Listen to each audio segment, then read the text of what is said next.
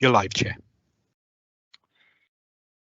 I'd like to welcome everyone to today's meeting of the Governance and Audit Committee, which is being held fully remotely and in accordance with temporary legislation changes to allow the Council to continue to operate in an open and transparent way. Decisions made at today's meeting are just as applicable as in a traditional meeting setting, provided the number of members in attendance ensures the meeting remains quorate. I'd like to remind members that this meeting is being live streamed to the public. Can I request that you all switch off your cameras and mute your microphones when you are not speaking, and also ensure that you have your chat bar open for voting purposes. I've received apologies for absence from the following councillors: County Councillors Joanne Watkins and Paul Jordan. If there are any other apologies that need to be recorded, please make this clear in the chat and they will be recorded in the minutes.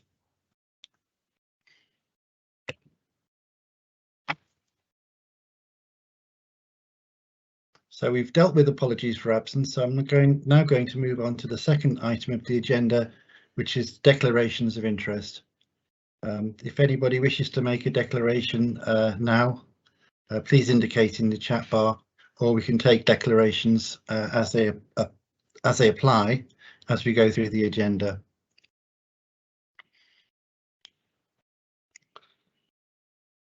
The next item on the agenda is the public open forum. I've not been notified that any members of the public are formally in the meeting today.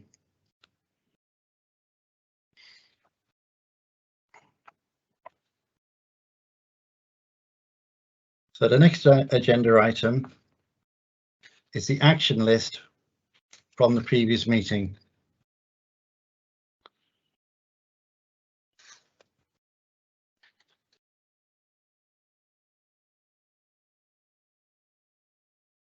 Now, I believe this query, which came from Councillor Eason, has been answered by Jonathan Davis, and he provided a response on the 8th of August.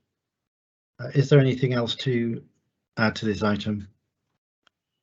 No, I'm satisfied with what the response was, Chair. Thank you, Councillor.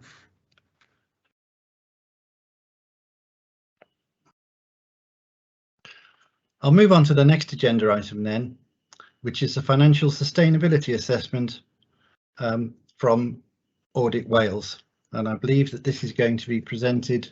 Well, I don't think Mr. Lucy's here, so can you indicate who's going to present this from Audit Wales, please?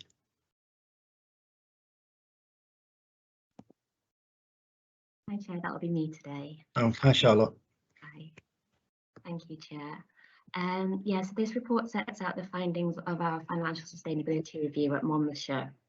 The same work was undertaken at all councils across Wales to look at financial sustainability in local government, particularly in the context of the pandemic. There will be a national summary report published next week, which draws together the key themes from the individual council reports, but today I'm going to run through the Monmouthshire report with you. So we looked initially at the financial impact of COVID in terms of the additional costs incurred and the lost income in the 2021 financial year. And although this amounted to nearly £20 million, this was mitigated by the additional funding that the council received from the Welsh Government, so no net impact on the council's finances. We also looked at the council's strategic financial planning, and we conclude that the council can identify its medium-term funding gap, but that challenges remain in closing that, and that the council recognises the need to develop medium-term skills to close that gap. We also considered the council's reserves balances. We found that the council has recently increased its reserves balances after a period of decline, but that levels remain low and that current use of capital receipts to fund revenue expenditure is unsustainable in the long term. It's probably worth pointing out that there is no correct or recommended level of usable reserves, but because Monmouthshire's reserves levels are comparatively low compared to other councils in Wales, then it's something that we raise in the report. The council can consider that. Usable reserves provide a safety net, so the benefit of having higher levels is that the council would be in a stronger position to meet future financial challenges, but it's down to each council to assess and determine the level of reserves that they feel is adequate.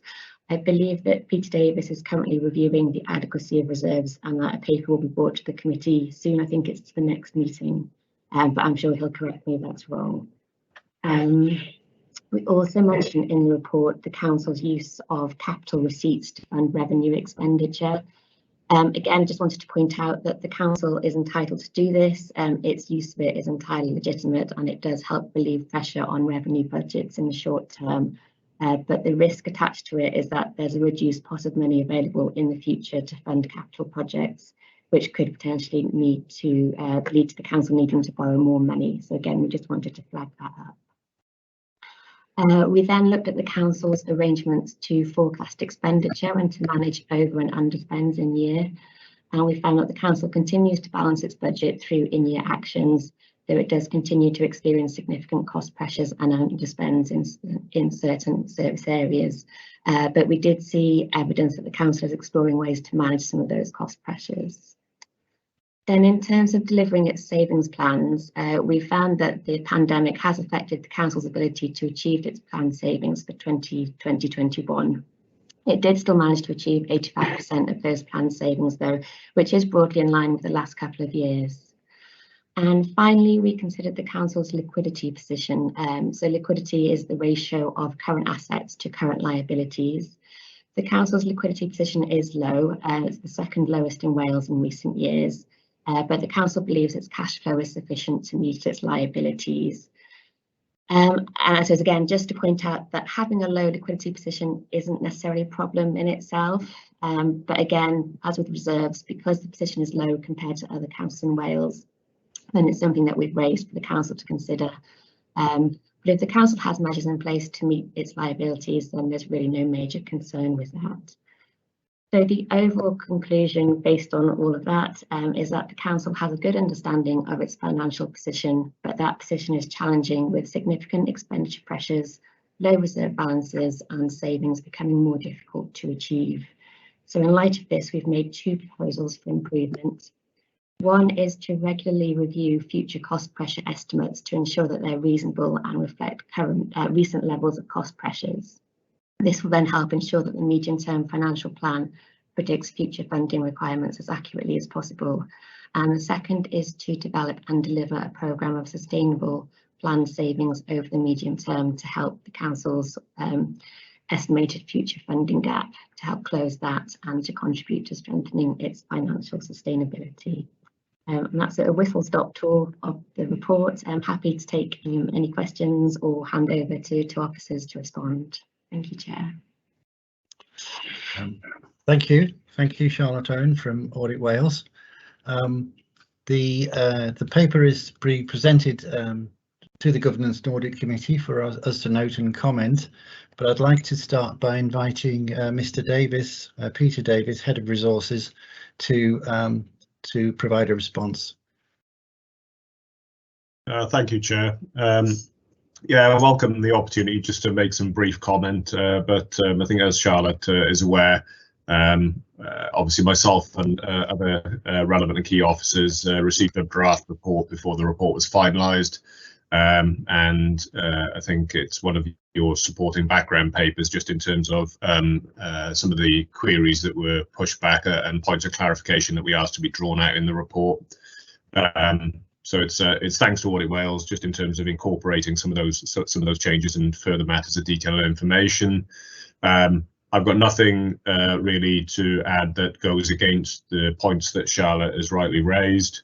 I guess the challenge is that not just Monmouthshire but other local authorities across Wales and in fact across the UK are facing, by way of certainty around their obviously future funding from central government, in our case Welsh Government, combined I guess with Charlotte's points of recommendation really, which is one about the level of uncertainty and volatility actually in terms of the pressures that fall upon the council you know, in any one period, and certainly in terms of forecasting forward.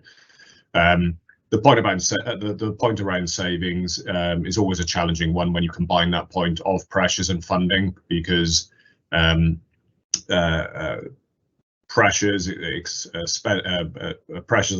on expenditure, whether that's a shortfall on income or unexpected or in fact known pressures that are coming down the road, actually forecasting that with degrees of certainty is sometimes difficult, particularly when you reflect on the nature of some of our budgets, social care budgets, budgets around additional learning needs, looked after children, etc., which can be particularly volatile and difficult to predict. Equally, the level of uncertainty combined with that, my point around Welsh Government funding. We're still in a position, I think, as members will know, whereby we don't have the benefit of UK Government announcing its comprehensive spending review, and then in turn giving Welsh Government a degree of certainty that it passes on to local authorities in Wales around the level of funding it can expect to receive, not just for the following year, but the subsequent years as well. That does make all of that quite a challenge, but it doesn't, I wouldn't be fulfilling my responsibilities as Section 151 if I didn't obviously clearly acknowledge the points that Charlotte raises. I think the so what to this, and as Charlotte's alluded to, I will be bringing a report to the next audit committee, which will be on my assessment of the robustness of the budget process and, in fact, adequacy of reserves. I think, Chair, I will also choose to append to that, because I will be bringing through to Cabinet, as I ordinarily do in October, a report on the medium-term financial plan and the budget process that we will look to move forward with. So, as an informing piece, this is very much welcomed, this piece of work by Audit Wales. I guess you'd expect me to say, and there isn't, in fact, any surprises within the observations that Audit Wales has made. As I've stated earlier, I'm in agreement with Matt, points raised in terms of reserves, capital receipts, the matter around liquidity, which I don't. And Charlotte said, it's a point made because of how low we rank in Wales, but it isn't a concern, and I think audit committee members will be aware of the fact via the 6 monthly reports you get around our treasury and how we manage it. So you will know that we internally borrow significantly. We draw down on our cash balances first before we make a decision in terms of either entertaining either short-term or long-term borrowing. And therefore, as a result, you would actually expect the level of cash balances to remain quite low, sat against our liabilities, and thus, in fact, why we are, why we hold such a low liquidity rating and compared to possibly other authorities. So, in a rounded way, Chair, fully, accept the points raised. Welcome the report, and like Charlotte, I'm very happy to respond to any questions that come from the floor. Thank you. Thank you, Mr. Davis. Councillor Murphy would like to come in. Yes, thank you, Chair. And needless to say, Peter's just about covered everything I was going to say. There was only one comment, really, perhaps I would add. The report refers to us trying to top up reserves whenever we can. And yes, but if we do make a surplus at any time through our cost-saving measures, we do take the opportunity of topping up reserves. But as I'm always saying, if we continue to get low allocations of revenue support grant and whatever, we will continue to have this problem. We saw a situation recently where Welsh Government issued funding of £40 million. They allocated it according to the last distribution of the aggregate external funding. That meant that the councils with the largest reserves got the largest amounts. And while that situation is still going on, we're never going to get out of being very close to minimum levels on our reserves. So that's just a comment to add to what Peter said, Chair. Thank you, Councillor. Councillor Easton would like to come in. It's actually Jim, but carry on. Yeah, I'm in with Tony Easton because I couldn't get through on my laptop, Chairman. But just, it's the reserves. It was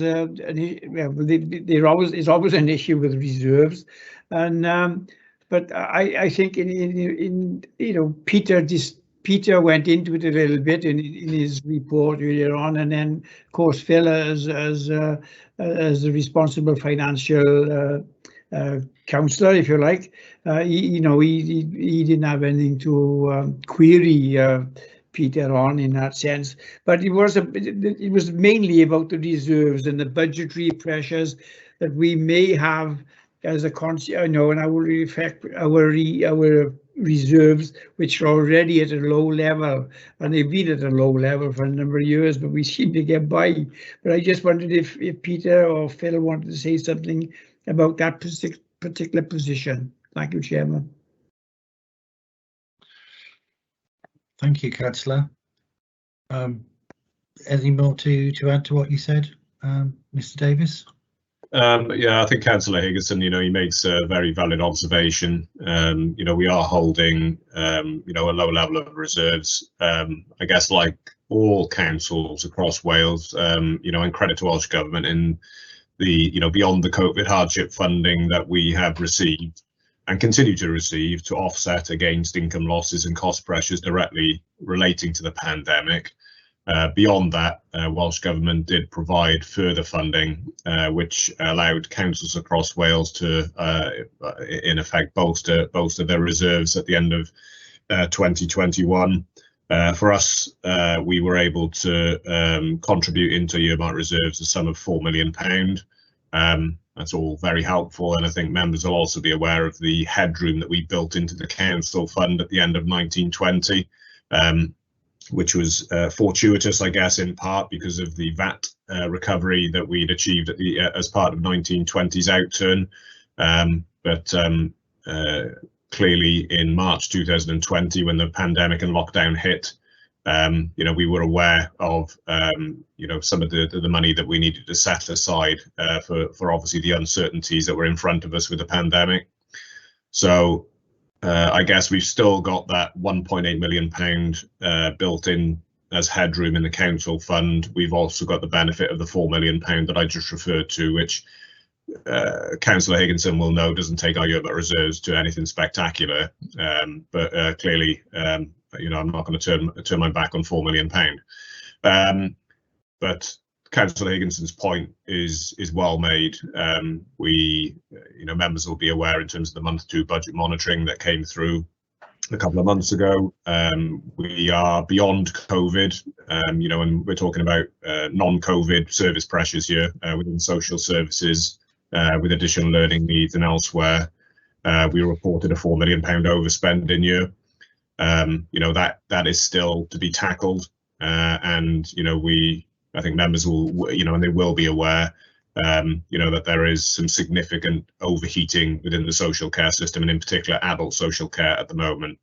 So, I'm not going to be surprised, I think, if, the pressures that were reported at month 2 in adult social care aren't going to rise throughout the year.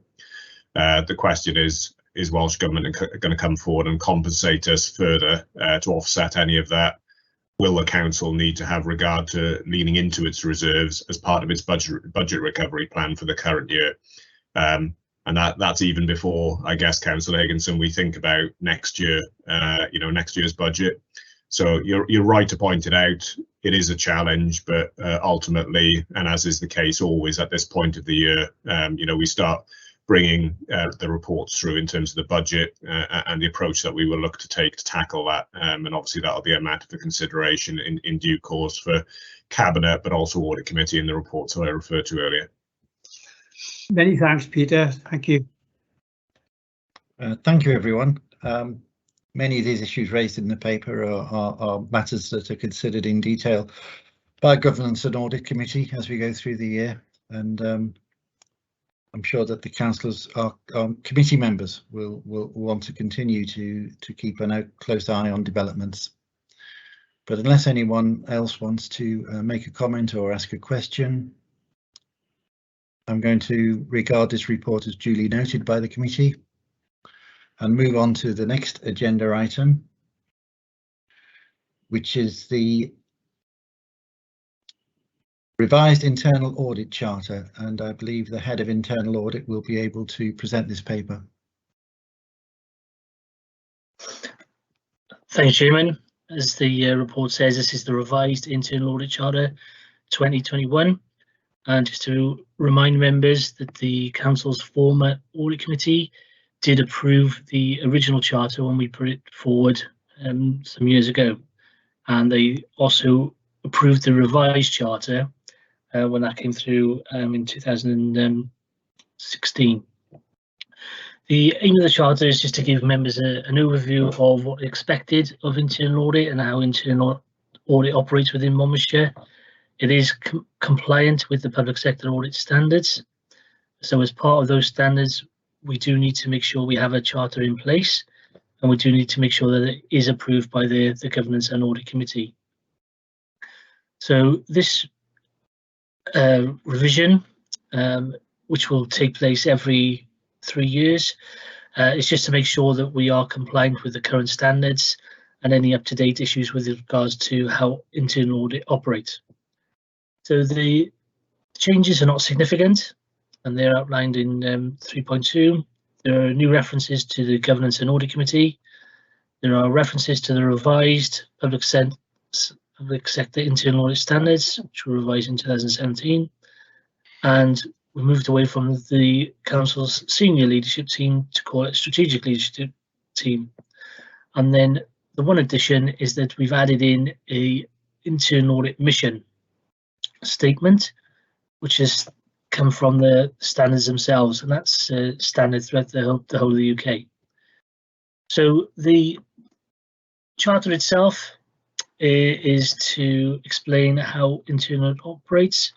It has a definition of what internal audit is about and emphasises the fact that we are independent, we are objective in identifying our opinions and providing that assurance to Governance and Audit Committee and to the Strategic Leadership Team around the compliance and effectiveness of risk management, general control and governance processes within the organisation.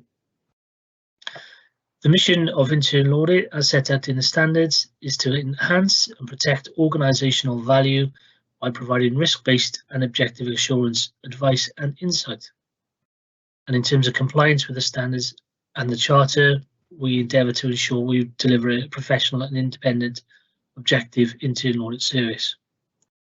So the charter talks about our responsibilities as a team, the rights of access across the organisation in compliance with the Council's financial procedure rules, and how we operate and provide that level of assurance by identifying strengths and weaknesses in the systems and establishment reviews that we undertake, concluding in a report which is then sent out to the service manager for accuracy, and we agree an action plan of what needs to be addressed to make improvements along those lines of internal control, governance and risk management, which the service managers agree, and then the final report is also sent to the head of service and chief officer, so they're aware of any concerns within the particular service areas. So we also make sure that we are compliant with our code of ethics, and we concentrate in terms of integrity, objectivity, confidentiality and competency, and the charter demonstrates how we do that. Also outlines the expectations of how my team will work in their approach and have due professional care, integrity, independence, impartiality, etc. when carrying out their functions as internal auditors within Monmouthshire. The charter also picks up an element of fraud and irregularities, and we've reported those separately into Audit Committee previously, and will continue to report into Governance and Audit Committee moving forward. As I mentioned at the outset, Chairman, the charter is considered to be a working document, a live document, which we will update and refresh from time to time. And I'll give a commitment to review this charter every 3 years to make sure it's still relevant and up to date and compliant with the current standards. And I'm happy to take any questions, Chairman. Thank you, Mr. Wathen. I'll just note your recommendation that our committee should endorse and approve the updated internal audit charter. Do we have anyone who wishes to ask any questions or make any comments? No questions, Chair, but I recommend we accept recommendations, sorry. I second them, Chairman, as well. I was about to do the same thing, Chair. Thank you. Right, so I was about to invite you in, Councillor Murphy, but that's what we've already done. I'll move on then. So thank you very much for the revised internal charter, Thank you, Chairman. Mr. Wathen. The next item on the agenda is the internal audit progress report for Q1 of 2021-22, and again it's for Mr. Wathen to introduce. Okay, thank you, Chairman. This is one of the regular reports I bring to the Governance and Audit Committee, so members will hopefully be familiar with the format. It gives an update in terms of our workload and assurance that we've given per quarter. And this relates to Q1, so work done by the end of 30th of June 2021, and also to give members an indication of the performance of the team against our targets for the year. So, as members will see, we've made a steady start in terms of the work we've undertaken. Governance and Audit Committee have approved the audit plan, and we're working our way through the audit plan as we speak. But for the first 3 months, we've issued one opinion, and that was a reasonable opinion. There's ongoing work in relation to the plan, which is started, but as at 30th of June, we weren't in a position to issue many draft reports. That situation has improved, and progress will be reported by the end of September for Q2. So hopefully members will see that there is some progression there as well. So for the first quarter, we've been concentrating on trying to finalise anything that was at draft at the year end.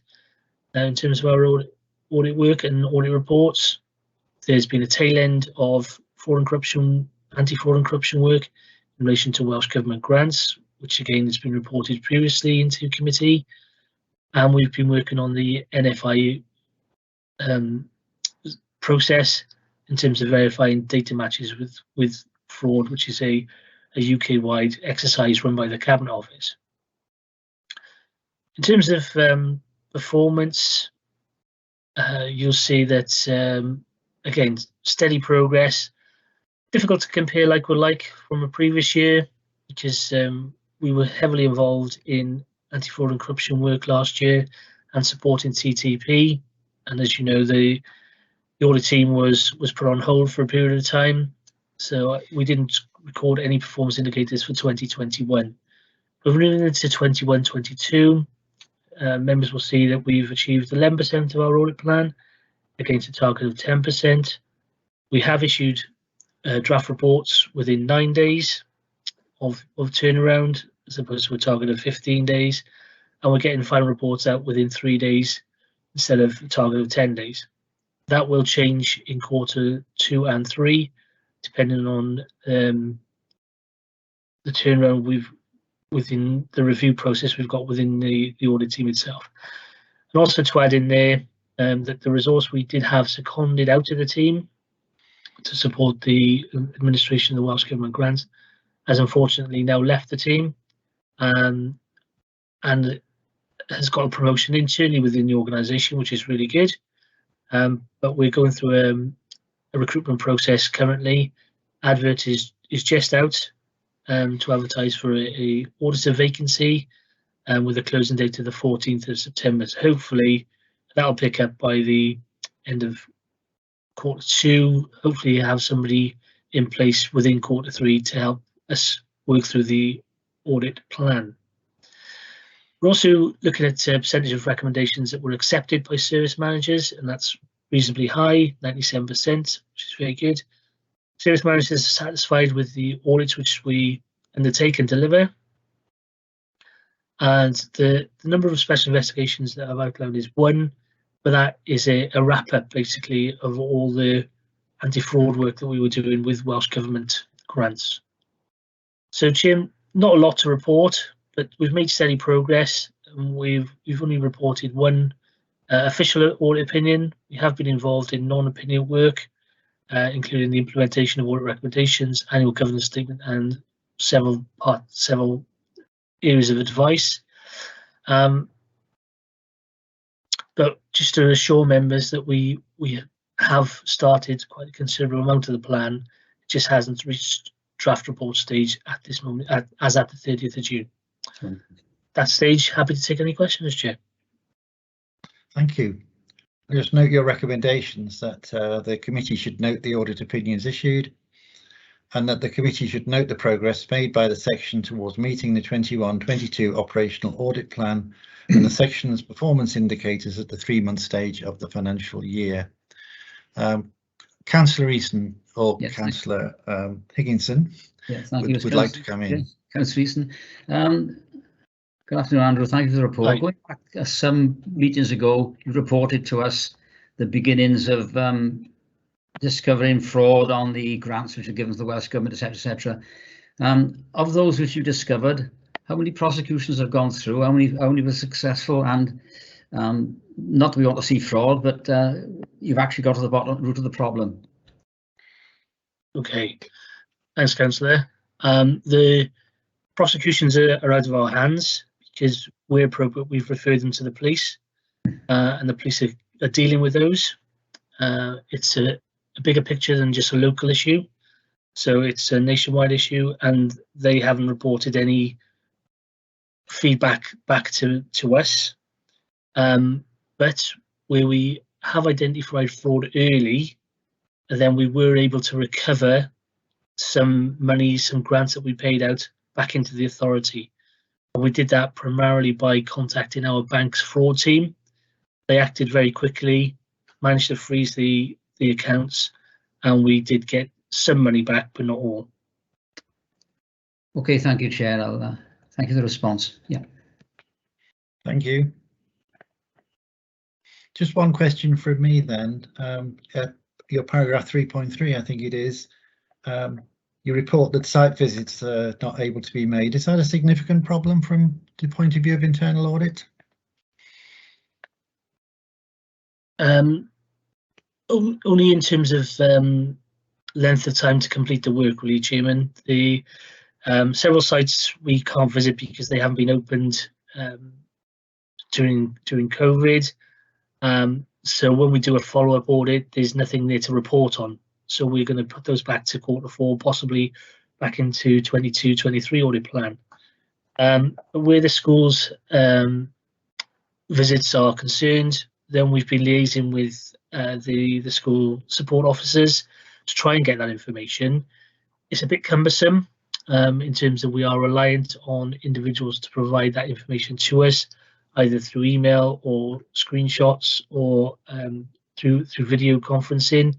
Whereas when we're out on site, where it is much easier to obtain that information and get that information to hand. So it's not a major problem. We are working our way through it, although the audits tend to take longer than we would expect them to take because of the way in which we're collecting that information. Thank you. That's helpful. Thank you, Chairman. Is there anyone else who would like to ask any questions or make any comments?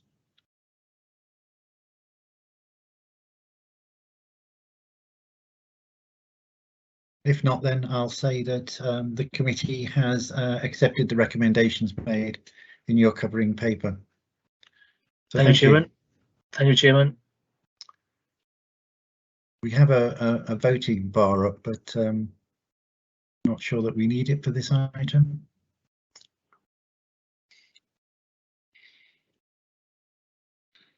Okay, the next agenda item then is the forward work plan. Are there any further changes to make to the forward work plan as presented? Does anyone have anything?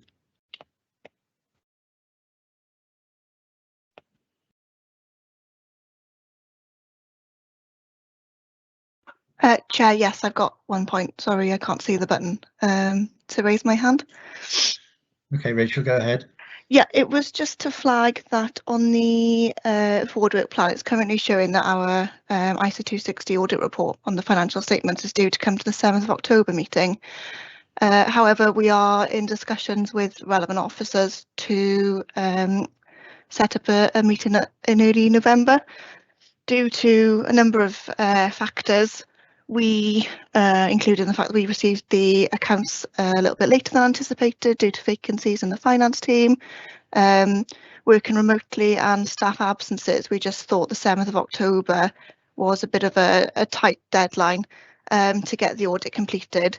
So in order to have a realistic deadline, we've requested a later meeting for those to come to. I believe the first week of November is being explored for that.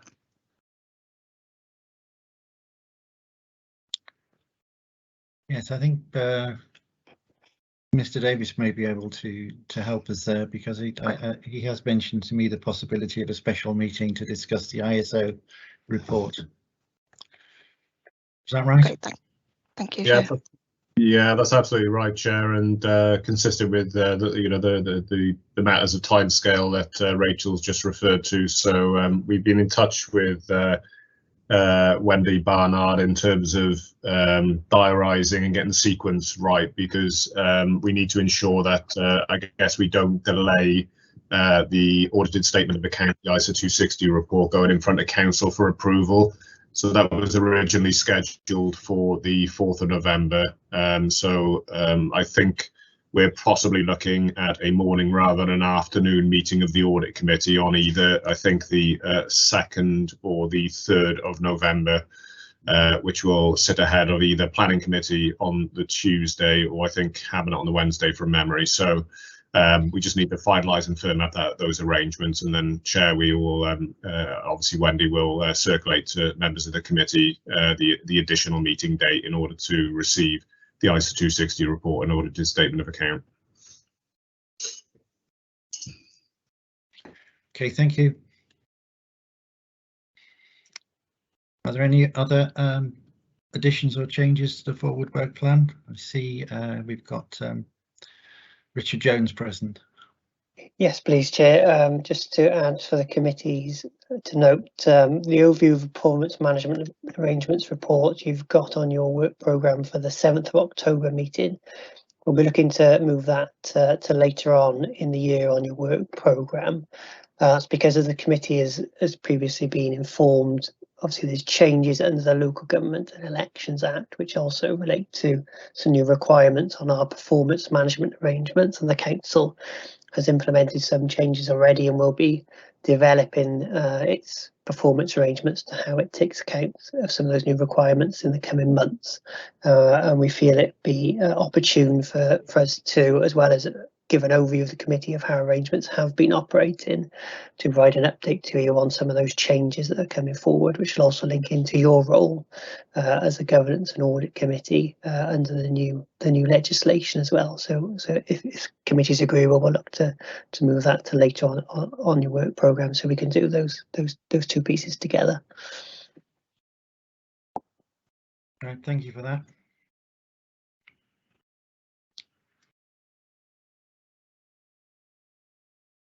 I'll move on then, away from this agenda item. I'll move on to the next agenda item, which is to confirm the minutes of the previous meeting. Does anybody have anything they wish to contribute?